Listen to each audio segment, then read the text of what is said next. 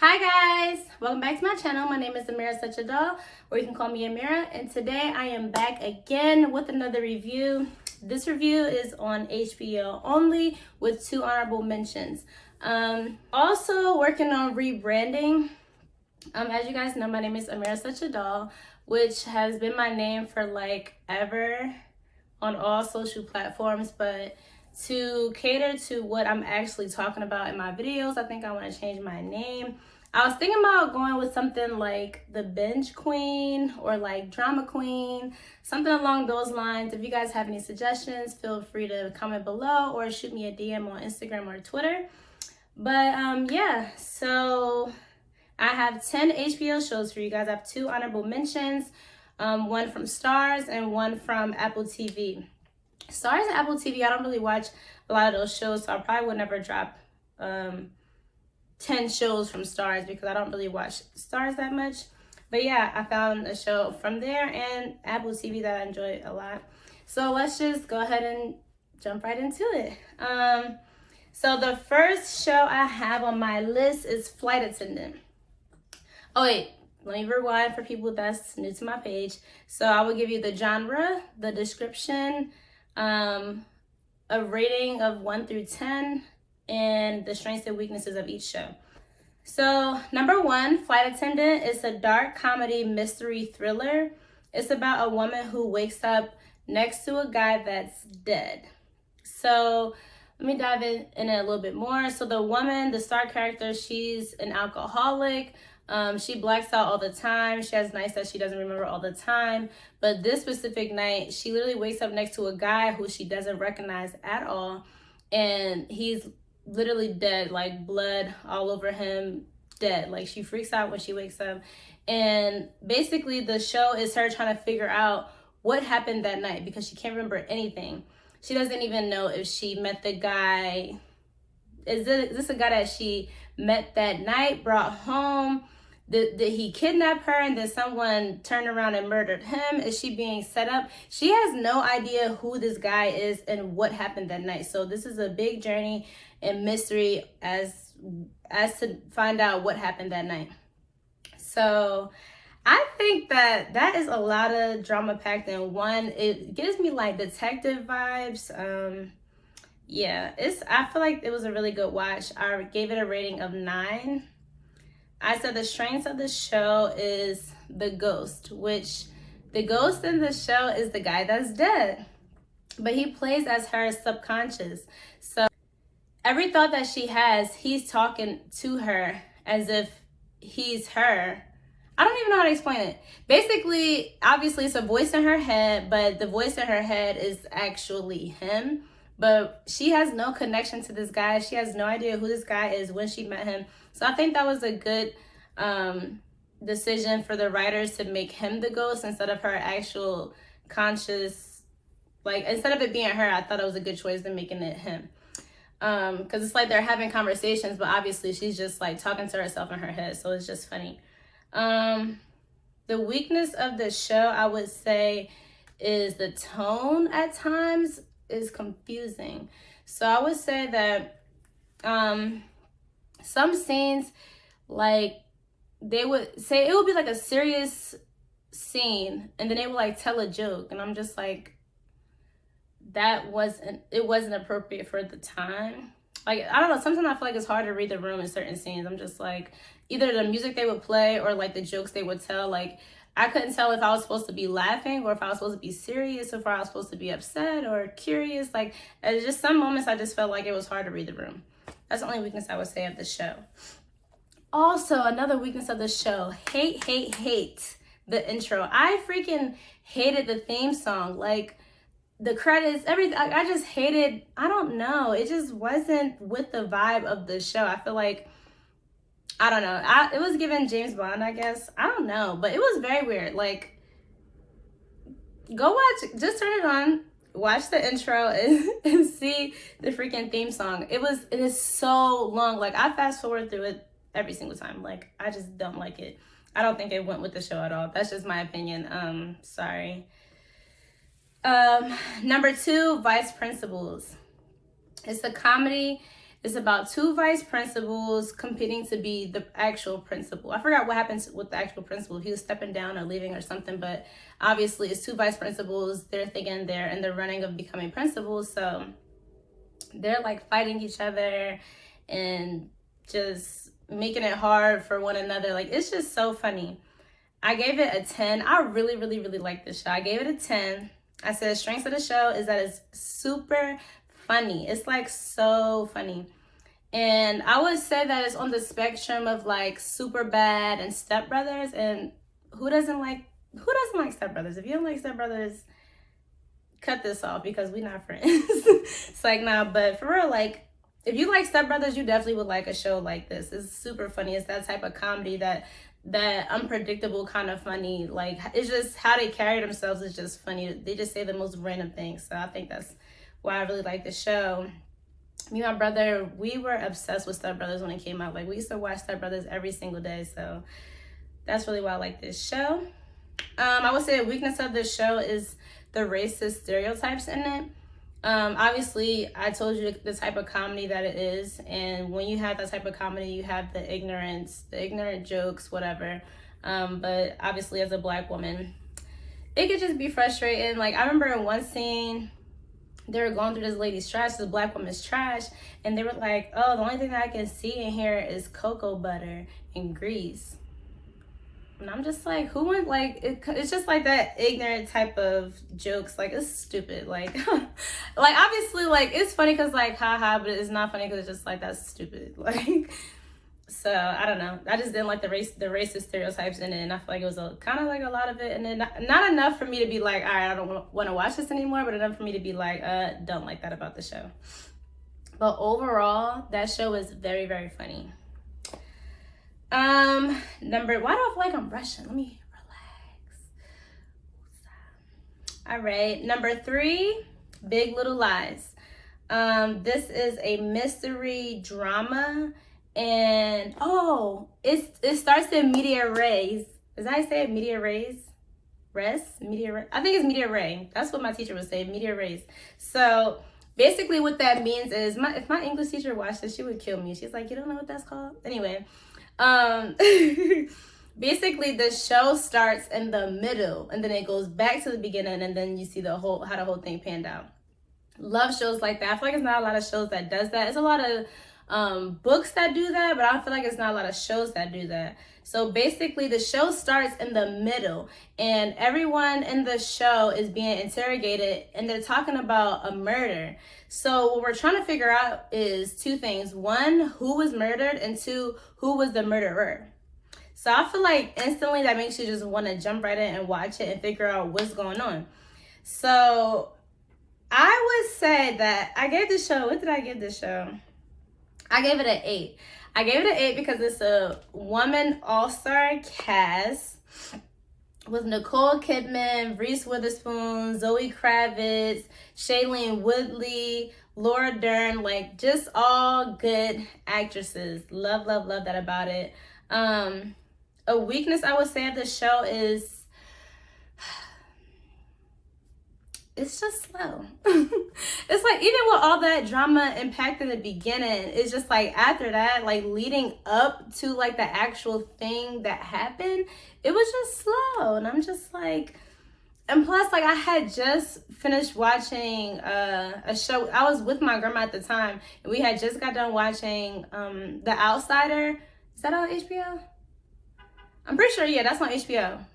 Yes, we had just got done watching The Outsider, and that was just like action-packed, you feel me? And we finished that really quick. My grandma is really more into movies, and I'm more into shows, but like, I love to binge. So if it's something that's like 1 or 2 seasons, like, I try to get it in as quick as possible. Me and my grandma, we could watch TV for hours. So I'm like, we always watch movies. Let's find something to binge. So we watched The Outsider, and we started watching Big Little Lies. But Big Little Lies is just, mind you, I'm watching it with my grandma. My grandma, she's like falling asleep. She's dozing off. She making me sleepy. I'm dozing off. I'm waking up.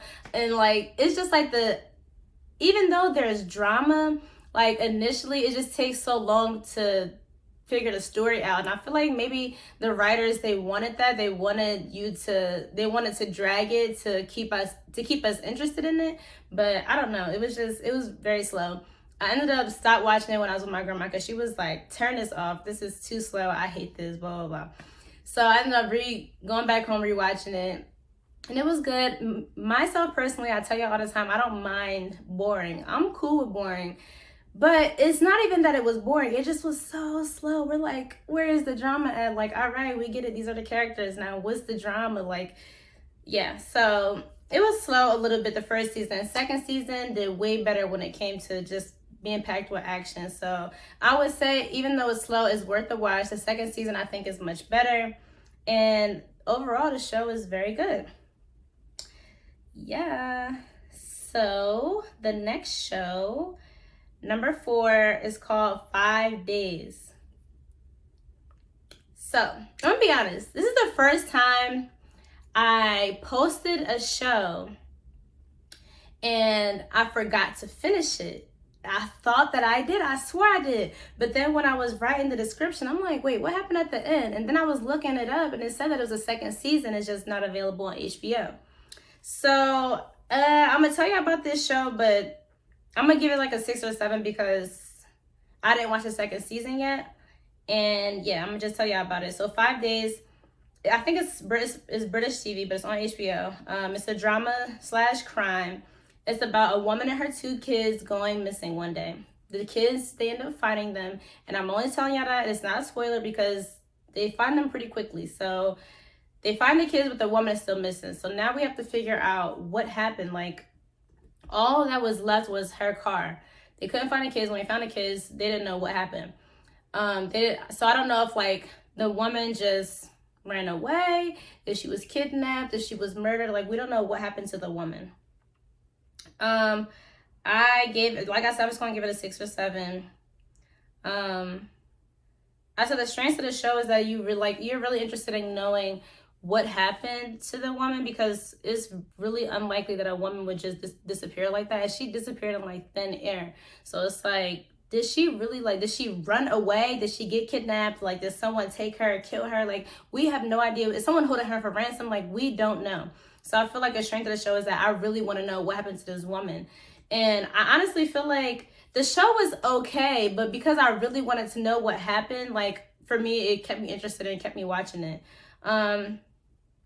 I would say a weakness of the show is the relationship between the woman that's missing and her husband. Like, I feel like that was a weird dynamic. Like, they're trying to make it seem like the husband is like violent, I guess, or aggressive. And they're making it seem like, oh, they didn't have like a really good bond. They were going through a rough patch. Maybe he killed her, whatever.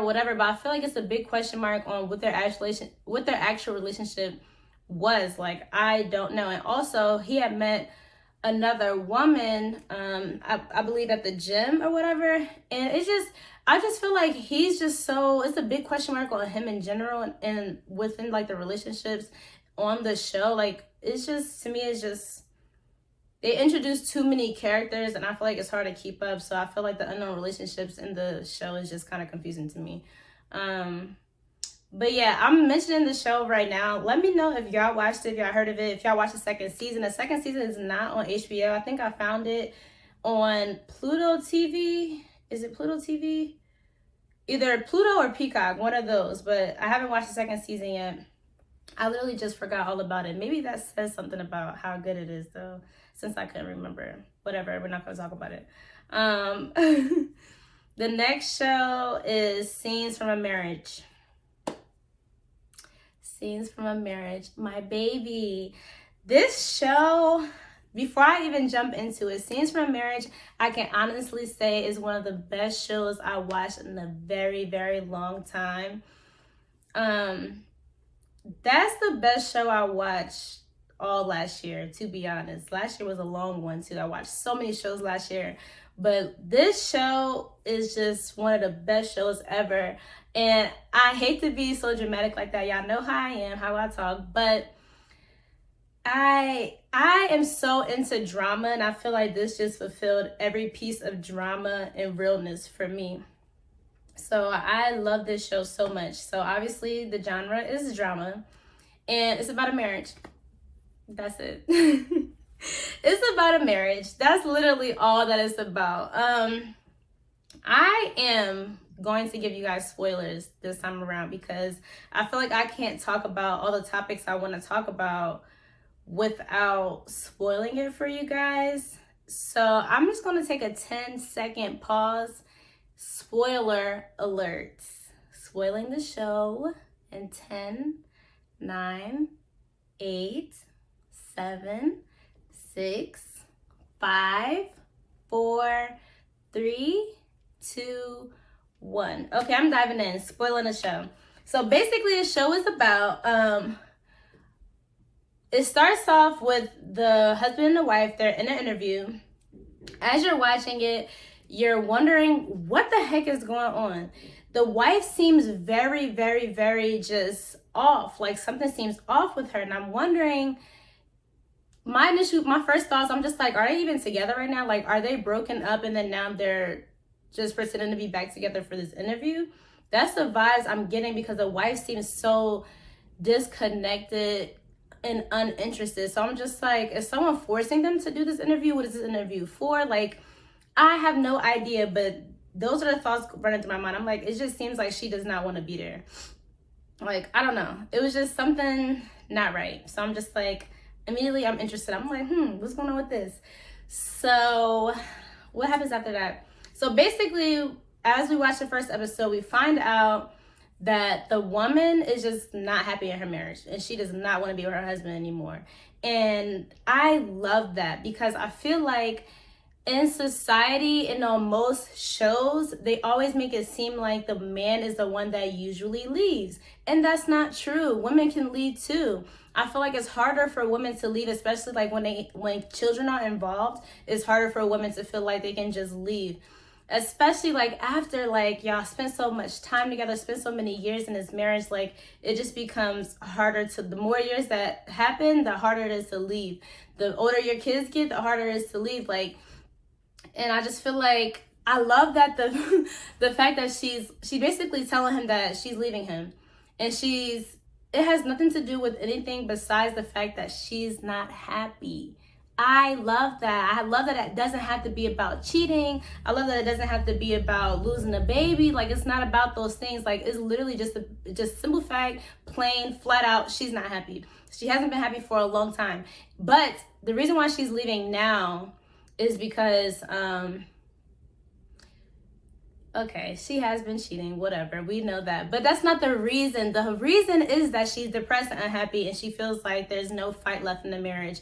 And it's like, as a woman, as a mother, to get up and walk away from your family, it takes so much strength to do that. It takes so much convincing to yourself to do something like that. So for me, it was like, dang, she literally was like, it's now or never. She's packing her bag. She's like, I'm so sorry to spring this on you, but I have to get out of here. I'm so unhappy. I don't want to talk about it. Because she knows if they talk about it, even for 1 second, if they talk about it, if he tries to fix it, that she's going to pull out and stay. So I love the fact that she's like, I'm leaving, that's it. Don't talk to me about it. Don't ask me no questions about it. I'm unhappy, I'm leaving, that's it. You know I was unhappy and I'm leaving. So like, I love that part. It's just like, girl, get out, hurry up and go. I'm not saying I support, obviously, I'm not saying I support women leaving their families, but I just like the realisticness of her leaving because she's just unhappy. Like, it's okay to walk away if you're not happy no more. Why stay in a marriage unhappy? I feel like definitely I would have never went about it the way that she did. However, it just makes perfect sense to me because, like I said, if she didn't do it in an instant like that, she would have found every reason not to leave, and she just would have continued to be unhappy in her marriage. So, but yeah, I'm sorry, I'm spoiling the whole thing. I'm about to spoil the whole thing. So yeah, she said they started having a conversation about it. She's crying about it, whatever. But in her mind, she's still like, I don't care. It doesn't matter what you say. It doesn't matter how you say you're going to change. There's nothing that we can do to fix it. Regardless, I'm leaving, and that's the end of the story. We'll figure out what's going on with our daughter later, but as of right now, I'm leaving. So she packs her stuff, whatever. I think she's stays the night, leaves in the morning, whatever the case may be. Fast forward, she moves out, has her own place. She's with the guy, done moved away. She has her daughter part-time, let's just say 25% of the time, because it seems like she doesn't get her daughter a lot.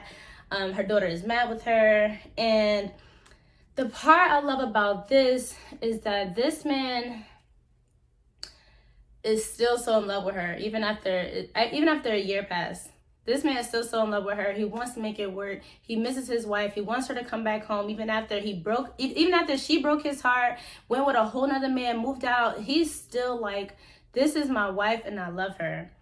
And it's like, I love that part because people always make it seem like women move on so quickly. And I think that they miss the part where they don't understand that women check out mentally and emotionally well before they end the relationship. So it's like, even though I just ended a relationship a year ago, I've mentally been done for the past 5 years. So it's not like, I'm not springing this on you. Well, I'm springing it on you, but I'm not springing this on myself. I'm not moving on as quickly as it looks like. I've been wanting to move on. I've been wanting out of this relationship. I've been falling out of love with you. You know what I'm saying? So it's like, people make it seem like women move on quick and it seems like they never care, but it's nothing like that. And I feel like it's very realistic for him to still very much be in love with her, even though she broke his heart in the worst way possible.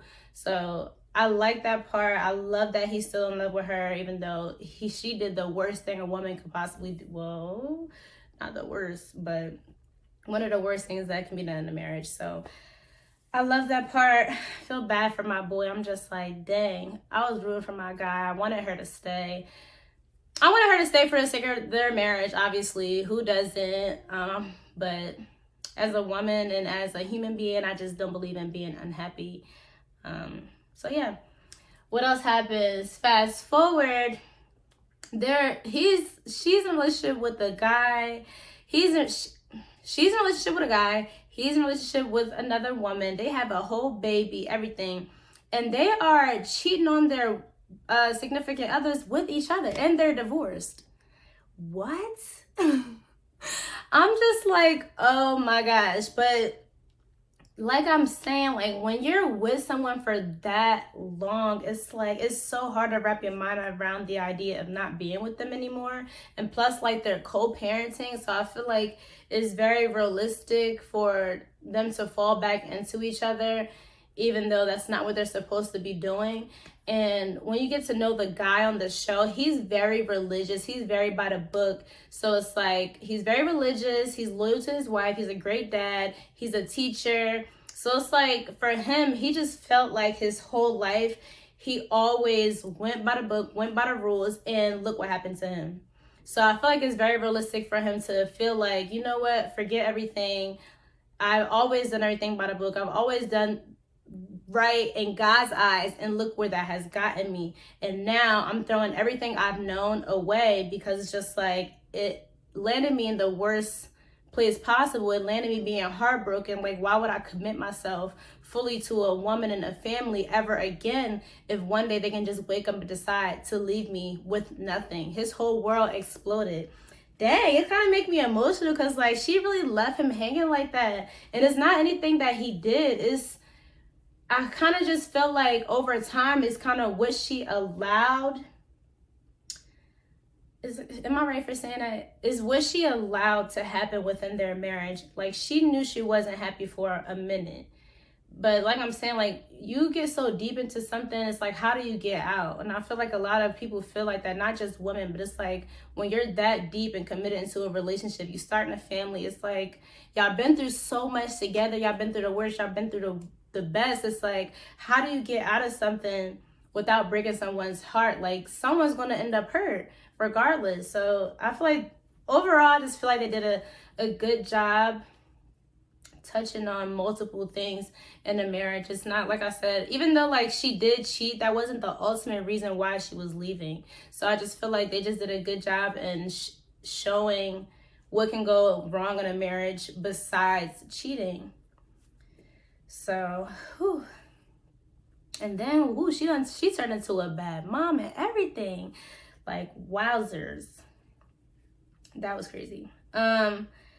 So sorry for the spoiler, but it's like I had to get into it to let y'all know what this show is about. It's so good. Let me see, what else did I say about the scene? Very real emotions, feelings, reactions. perfect. I'm just like, it just gave me everything I needed for a drama. And I'm just like, dang, this show's so good. I didn't want it to end. I definitely would be interested in a season 2. Not necessarily with the same couple, but it would be like perfect if they did like another couple and had like a different scenario and a different type of marriage and that type of stuff. I feel like they should just keep doing more seasons about different types of marriages and what goes wrong in marriage and what can go right in marriage and just things that just happens in marriages that maybe people don't know about or people don't talk about. I love that type of stuff. So I think that was very good. 10 out of 10 out of 10 for me. The weakness of the show, I would say, is time period. And what I mean by that is each episode, we don't know how much time has passed. Like, I think one episode, maybe a day had passed. Another episode, a week had passed. Another episode, 1 year had passed. Another episode, 4 years had passed. Like, we have to pick up the pieces on when each episode is taking place. And I feel like it's kind of hard to do that. But that's the only weakness of the show. Outside of that, 10 out of 10 for me, period. All right, next show, number 6. I know this much is true. Loved. This is a psychological drama. There's not really much I can say. About to give a spoiler. If I'm giving a spoiler, just click the next timestamp if you don't want to hear the spoiler. But I'm giving a spoiler in 10, 9, 8, 7, 6, 5, 4, 3, 2, 1. Spoiler alert. Okay, so this show is about twin brothers, one who's schizophrenic and the other who is not. And the schizophrenic brother obviously just lives a very hard life because he has things going on mentally. When you have someone that is ill in that way, I feel like it's just hard for people to stay around. And luckily for him, he's born with a twin brother, which I love for him so much because he's born with someone that's riding or dying for him, someone that's always having his back, looking out for him, has his best interest at heart, and just loves him no matter what. So I love that for him. The other twin, I feel like he just lived a complete hard life. He's always taking care of his brother who's mentally ill. His mother became ill with cancer and passed away. He never knew his dad. His stepdad was abusive. He got married. His wife, they had a situation. I'm not going to spoil that part. They had a situation which tore their marriage apart. She got remarried. He still was in love with her. He became a drunk. Like, it just was, you know what I'm saying? Like, he was dealt a bad hand, and I feel like I liked it because shows don't always have to have a good ending for it to be a good ending. So I just feel like, not saying it's, I don't know. Everyone's definition of good ending is different. So for me, it's a good ending. But it was so realistic and informing, I would say, because I know people that are schizophrenic or whatever, but I've never actually seen it up close. I've never seen them have good days, bad days. I've never seen it up close and personal. So I have no idea what it's like to deal with someone with a disease like that. I have no idea what it is to deal with that personally. So it's like, watching a show like that, definitely informative. And what I said about this show, I gave it a 10. That show's a 10 to me. I mean, I'm just so big on drama, so any show that I feel like the acting is good, the storyline is good, the ending is good, is going to get a 10 for me. I said the acting was superb, realistic. You're empathizing no matter what situation is going on in the show. Like, it's just, they touch on so many different types of topics. And I'm just like, wow, like, to have a brother that's ill, then turn around have a mother that's ill, then turn around have a father that's abusive, then turn around having abandonment issues because you don't know your father, turn around having marriage issues, like having personal issues within yourself. It's like, when you're dealing with so many outside factors, you never have time to deal with what you're dealing with for yourself. It's like you fall apart. Dang, this review is gonna be emotional for me. But like, you literally fall apart trying to keep yourself together because you know you have people depend on you. So it's like, especially someone like this, like his brother is depending on him to be healthy, is depending on him to have money, is depending on him to take care of, and depending on him to literally do everything. And then like he had to do that for his mom when his mom got sick. It's just like, then you gotta turn around and do that for your wife when your wife had that situation. So it's just like, just the constant of him just taking care of everybody. It's like, how do you keep yourself together when you have to be there for everybody? And it's like, he doesn't keep himself together because now he's becoming angry, he's becoming a drunk, and he's just becoming unpredictable. Like, it's a lot. That's what I'm saying. And I'm an empath. I don't know how to say that word. Some people say empath, and to me that sounds very wrong because I say empath. I'm an empath. So for me, watching that show, I'm just literally just crying. I'm just like, dang, all the things that he's going through, I couldn't even imagine. The weakness of the show, I would say, is that it's just one season. It's a mini series, and obviously we're only expecting one season out of it. Most of the times you're only expecting one season. I would say that I can't say I want a season 2 because I'm very satisfied with the ending.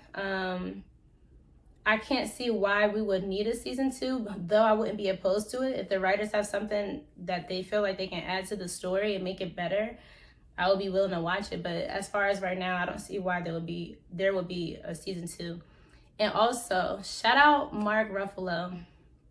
You did your thing. He played both characters simultaneously, and I'm just like, that acting, oh my gosh, like it was just so good to me. Like, to play somebody that has schizophrenia and then play someone that doesn't, like within the same show, having 2 separate lines and all that. It's just like, anytime an actor is playing 2 separate characters in the same show or movie, it's just always like, wow to me.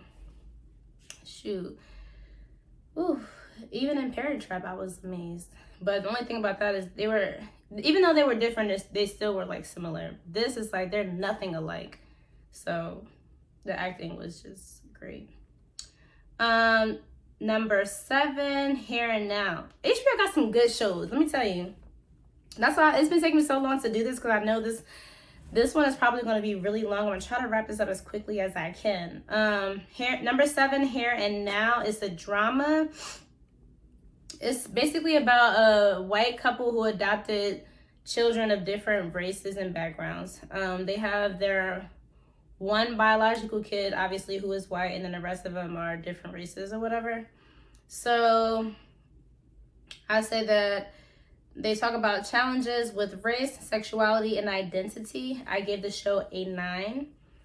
A strength of the show is the different cultures. I love watching things about people that are different than me and people who also relate to me. So it's like, when a Black woman was talking about like all the stereotypes, and like, just imagine being raised by a white couple who don't have knowledge on different cultures, different races. Like, they don't always know the best way to deal with certain situations. So I feel like a lot of the moments were teaching moments. A lot of the things that they were talking about was relatable. Even if it wasn't relatable for me, it was relatable for somebody else watching it. And I feel like I like watching shows that can touch on different races and different backgrounds and just different identities all in one. So definitely feel like anybody can watch this show and relate to it because they talk about so many different things. Okay, so the parents adopted these kids, whatever, and they have their favorite, which we all know parents have their favorite. So everyone in the show is fine. Their favorite is the one who develops something going on mentally wrong with him. And they're like, no, if it had to be anybody, why did it have to be my favorite? Which is like kind of offensive because you adopted these kids. You're supposed to love them all as one. But they just feel in some kind of way like their favorite son is going through something mentally. And also he's gay. So I feel like they felt like, oh, we were accepting to the fact that he's gay. And now we have to accept the fact that he's going through something mentally. So most of the show is about him and trying to figure out why is he hearing and seeing things that we can't hear and see and what's going on with him. I will say that was one of the strengths of the show, is trying to figure out what was going on with him.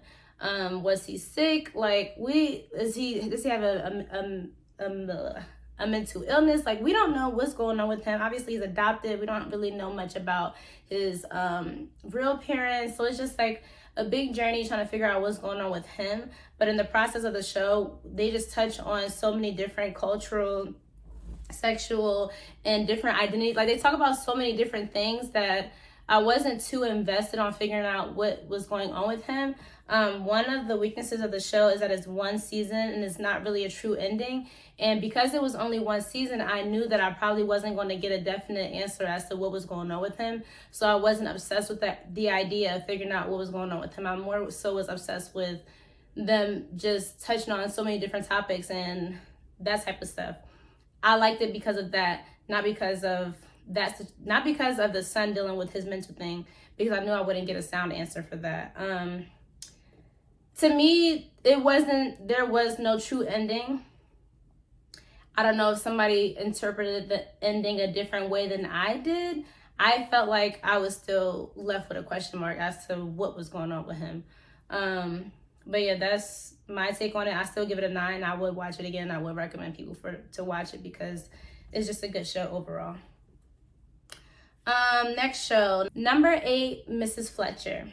This is a comedy drama, and basically this is about an older woman, I guess like 40s, in her 40s, and she has a son. He's going off to college. She's no longer with the son's father. The father has a new wife now, whatever. And because like she's not with her husband anymore and her son is going off to college, she's trying to find herself again. So I gave this show a 7. I feel like a strength of the show is that it's kind of awkward. You're watching a grown woman act like a freaking 15-year-old kid because she's like literally trying to restart her life over again. And I don't know, like, I just liked her being like in weird situations. Like, she started watching porn and all this. I don't know, like, she was literally just trying to figure out what she liked, what she wanted to do. She was literally just finding herself all over again. I would say a weakness of the show is how it ended. I like the relationships she built throughout the show, but how it ended to me was kind of inappropriate, and I'm gonna keep it at weird. Just weird. Overall weird for me. I wouldn't say that the ending would make me not watch it again. I guess it would. I wouldn't rewatch it. I mean, this is how I feel. It was cool to watch. That's it. Oh, let me go back, because 5 days I felt kind of the same. Like, I had it on, but I wasn't like glued to the screen. So it was just like a whatever thing to watch. Mrs. Fletcher, I feel the same way. It's just like, if I needed something to watch, it was cool to watch. That was it. It wasn't oh my God, you have to see this. No, it was like, whatever. Cool, whatever. Done with it. I'm not going to watch it again. Number 9, Search Party. Okay, so this is a dark comedy / mystery. It's about a group of friends, and someone from their school is missing.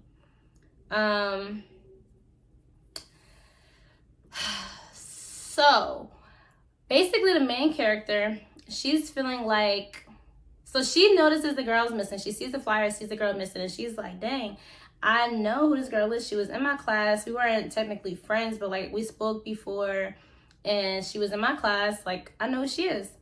This is making her rethink everything. She's like, wait, if I went missing today, would anybody care? Because it's not like a big whoop. Like, no one's making it a big deal that this girl is missing. So she's like, if this were me, would people be treating it the same way? So now she's like fully invested trying to find this girl, because she's like, people don't care enough that this girl is missing. I'm going to take matters into my own hands, and I'm going to figure out what happened to her. So it's just like a long journey in her figuring out what happened to this girl.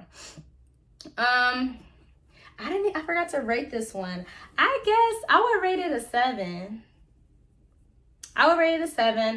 Strengths of the show is there is a resolution. There is the actual ending to the show. I like that about it, because a lot of times either we don't like the ending, or there is no ending, or it's not a concrete ending. I feel like there's a good resolution that happens in the show. Weaknesses of the show. The girl that's missing name is Chantal. I hate Chantal. Sorry, I hate her character. I think she's very idiotic. She's very stupid. Don't like how she carry herself. Don't like the way she talk. Don't like the choices she's making. I literally just do not like the character Chantal at all. Like, I literally just don't like her. Another weakness of the show, I just feel like the other seasons start to get real weird. Like, just weird. I don't know. Watch and see. I would just say that it just gets weirder than I imagined that show getting. Like, it started off fine the first 2 seasons, and then, like, was it the first 2 seasons? A new season actually just came out, and I'm in the process of watching it right now. I can't really speak on a season I didn't finish yet, but a new season just came out. Which I'm kind of glad that season came out, because the season prior to this one kind of left off in a weird way. But I don't, one of the seasons get real weird with a guy holding the girl hostage. Like, it just got extremely weird for me, in my opinion. But outside of that, I don't know, it's a cool watch. I like the characters on the show. Like, each character brings something different to the table that's not like in the normal range of characters that you would see on the show. So I feel like I really enjoy the characters more than I enjoy the plot of the show. So, or the storyline, whatever you want to call it. I enjoy the characters more than I enjoy the storyline of the show. And the supporting actresses and actors, I appreciate more than the star of the show. No offense to the actress. She does a good job. She's not the writer, so she didn't make the character. So, but I do like the supporting actresses and actors better than the star. Next show. Don't want to talk about this. This video is going to get so long. Okay, the last show is Sex and the City. I know y'all probably thinking this show is so old. Mind your business. I just watched it last year. In the beginning, I think probably around this time last year I started watching it. But Sex and the City, I love. I didn't even write anything about it. This was like kind of like an honorable mention. But I love this show. I would say I give this show a 10. Honestly, if they didn't come out with the follow-up movies, it would not get a 10 for me. But because they followed up with the movies, I'm going to give it a 10 because they gave the endings that we needed to have. They satisfied the fans. I appreciate that about the writers. I appreciate I appreciate them for doing that because they didn't have to. So Sex and the City gives a 10 for me. They just dropped a new season called And Just Like That, where they're 55 and older now. And I very much was scared of the reboot for this show because I was scared that they would try to pick up where they left off versus picking up where they are right now. And they picked up where they are right now, which I appreciated that because they had a whole new range of problems and topics to talk about. They get to talk about being old and living in a world now that they don't really understand as far as technology. They talk about cell phones, social media, AirPods. I thought that part was cool. Each character, so I'm not gonna give spoilers for that because I'm gonna let y'all watch it. But I would say for Carrie, I love that she had to get surgery on her hip because that's such a problem that older people have. So I love that part. I love the part of her grieving basically the entire season. Okay, so next character, Miranda. I love that she's basically just having a midlife crisis. She's having an epiphany. She's like, wait, I've been doing the same thing every day for the past 10 years. Do I want to do this anymore? Is this what my true happiness looks like? Do I have to stay here? Can I move on from this? And I feel like that's a good topic to talk about for people that are older because that's true. You do have that realization like, I'm actually not happy anymore. I don't know if I still want to do this. Even though that's what I'm saying. Like, there's not technically anything that's making you unhappy. You're just not happy anymore. That's it. Who else? Charlotte. So Charlotte, I think, has the best problems. Well, not the best problems, but the best topics to talk about because she has children. And one of her kids, they're struggling with identity. And I feel like struggling with your identity and deciding that you no longer want to be a girl, maybe you want to be a boy, or maybe you just don't even want to have a gender. I feel like that's such like a thing that happens now that wasn't really like a topic to talk about. It wasn't as talked about 50 years ago. So I feel like she's struggling, trying to figure out how to take care of a kid who's no longer who she thought she was, who's no longer who Charlotte thought she was. So I love the fact that instead of her shutting her out and forcing her to be what her mom thought her, what Charlotte wanted her to be, she decides to get help. Like, she asks for help because she doesn't know what she's doing. And I appreciate that about her character, because just like, if you no longer know what you're doing, it's okay to ask for help. You don't know. She went to other people to ask, what should she do in a situation like this? Because obviously this is a situation she's never been in before. And I feel like I appreciated her asking for help more than I would appreciate her saying, no, you're a girl. You're going to go by the name that I named you, and you're going to be who I want you to be until you move out of my house. Because I feel like a lot of parents do that. And I was just grateful to see her react in that way. We're not going to talk about Samantha, but I will say I appreciate the communication between Samantha and Carrie. I felt like that was respectable, and it kept the fans satisfied, is what I would say. And that's really it. Back in the days, old Sex and the City, I would say it was just very relatable. And even though I wasn't at the age that they were in when they started the show, it still was relatable for me as a woman. I can definitely understand the things that they were going through. So it's timeless, I feel like. So that's why Sex and the City just got a 10 out of 10 from me overall. Very good show. Could always rewatch it no matter what. And I'm happy to say that the reboot was great. And that really brings us to an end. I have an honorable mention for Starz, which is Mother, Father, Son. It's a drama / thriller, and it's about a family. So I guess like it's about the mother, father, son, and the son is in a terrible accident.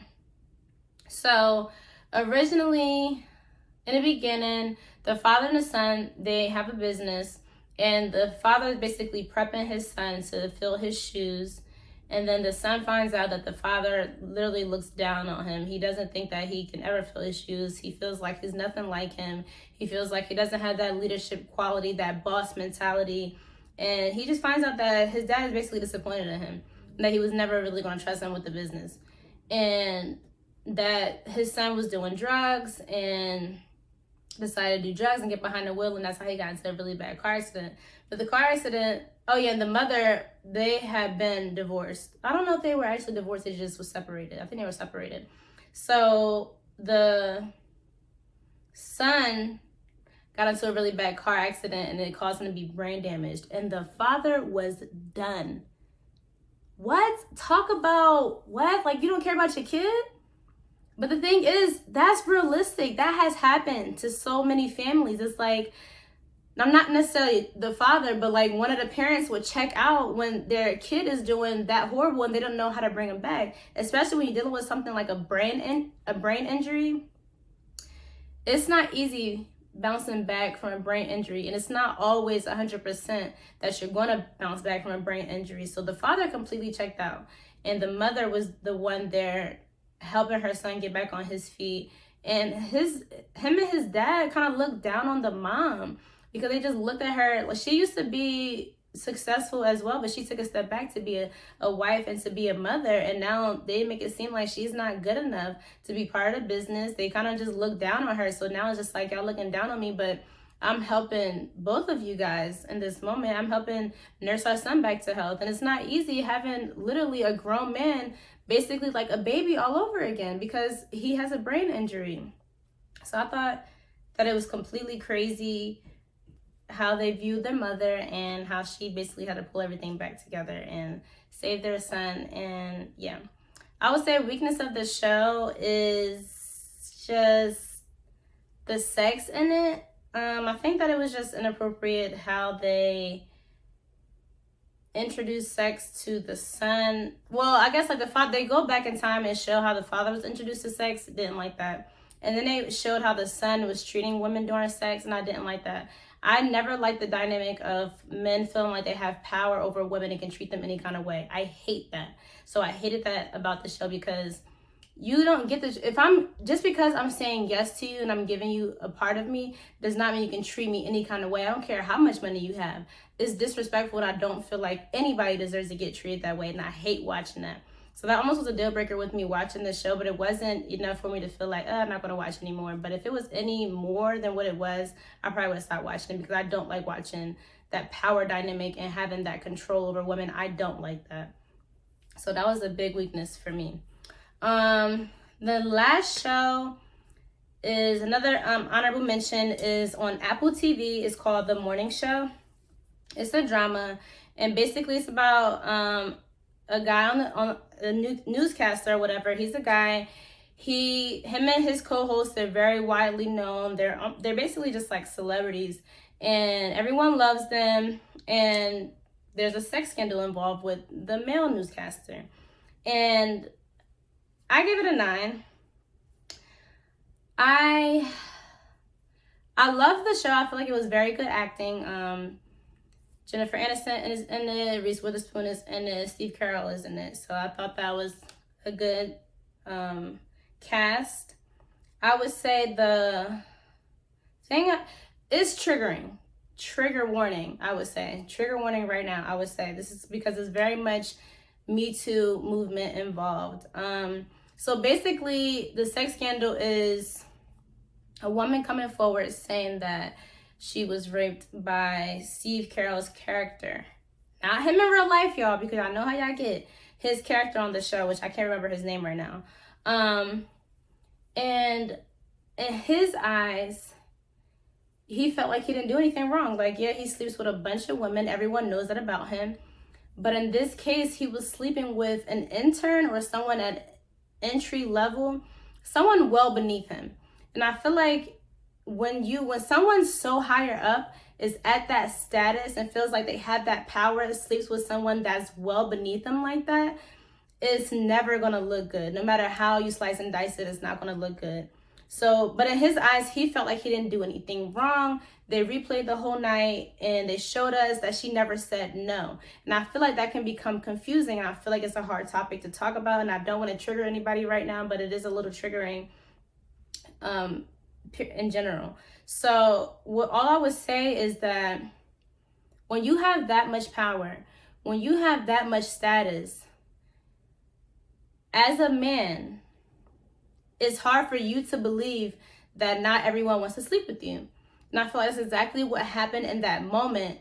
He just assumed that she wanted to sleep with him and never really got the confirmation of her wanting to sleep with him. Like, she never said that she wanted to sleep with him.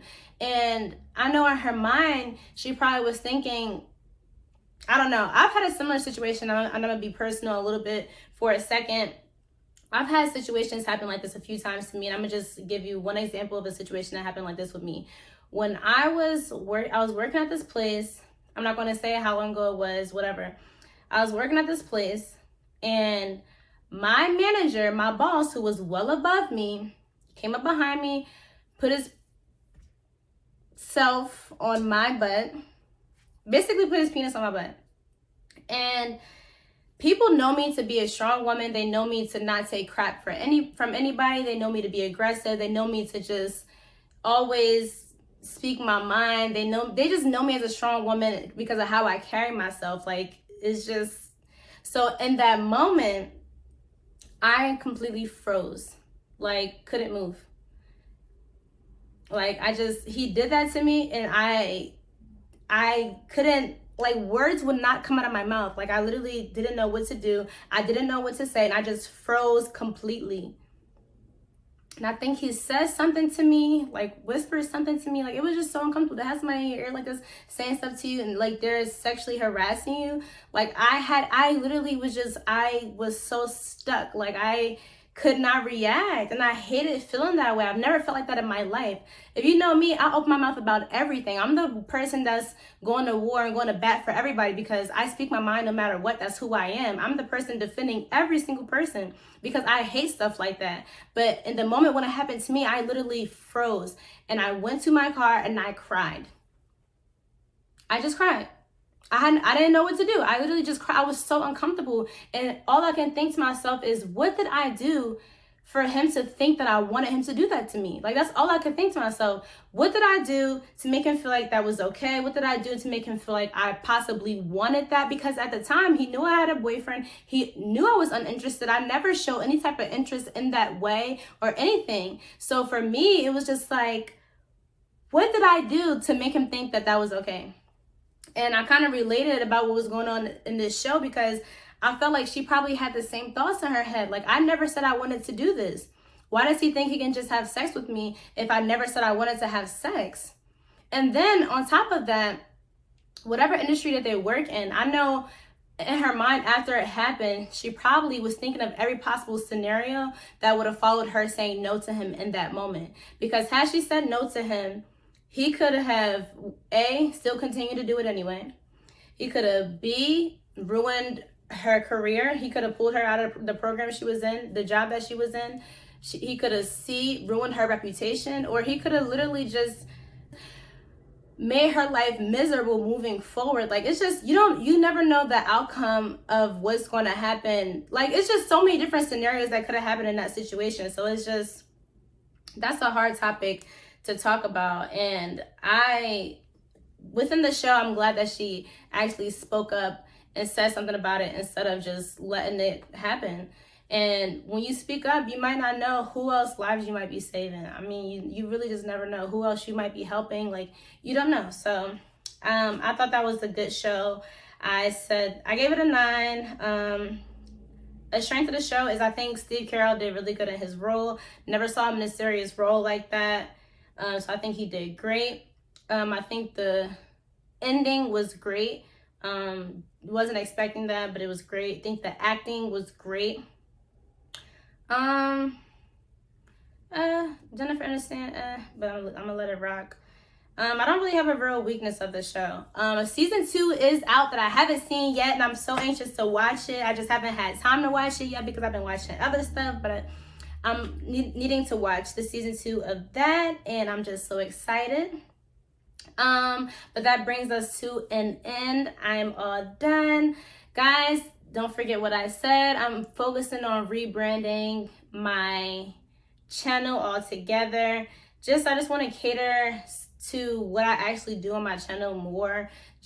I don't want to just say, oh, Amira's such a doll. People probably think that I'm on here doing makeup or hair or something. I'm not doing that. So I want to change my name. I want to rebrand. If you guys have any ideas, if you have any questions, any comments, anything, shoot me a DM or leave a comment down below. Thank you guys for watching. I'm out.